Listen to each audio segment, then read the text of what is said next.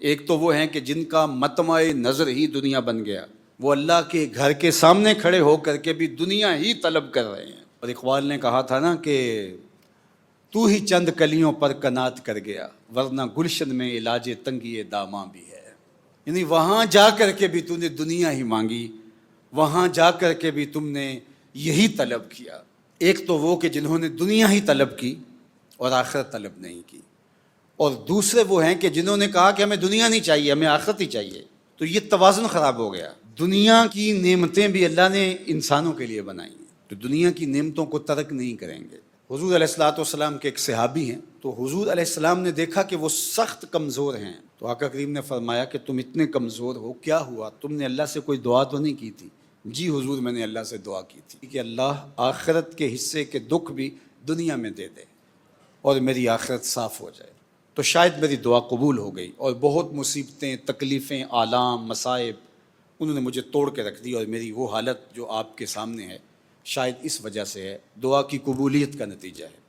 تو بظاہر تو بڑی اچھی بات لگ رہی ہے کہ آخرت صاف کر لی، دنیا میں ہی بھگت کے چلے جائیں، لیکن اللہ کے محبوب نے اس صحابی کی اس بات پر اس کو داد نہیں دی، نہ تحسین فرمائی، بلکہ اصلاح فرماتے ہوئے کہا کہ تو نے یہ کیوں کہا کہ آخرت کے حصے کے دکھ بھی دنیا پہ آ جائیں؟ تو نے یہ کیوں نہیں کہا ربنا آتنا فی الدنیا حسنۃ وفی الآخرۃ حسنہ؟ اللہ دنیا میں بھی خیر کر دے، آخرت میں بھی خیر کر۔ تو یہاں ذلیل ہونے کے لیے تھوڑا آئے ہیں ہم، یہاں بھی ہمیں عزت ملے۔ عزت تو اللہ کے لیے ہے، اس کے رسول کے لیے اور اہل ایمان کے لیے۔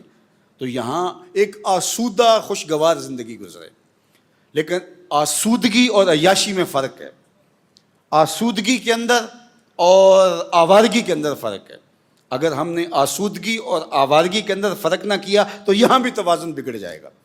تو اس لیے ہمیں حسنات دنیا، تو حسنت دنیا کون سی ہوگی؟ دنیا کی وہ آسودگیاں جو شریعت کے دائرے میں ہمیں حاصل ہوتی ہیں اور تجاوز جس میں نہیں ہوتا، تو وہ ہم اللہ سے طلب کریں۔ اور اللہ کے محبوب کا یہ طریقہ تھا کہ دو چیزوں کے اندر جو ایسر تھی، یعنی آسان تھی، اس کو اختیار فرماتے۔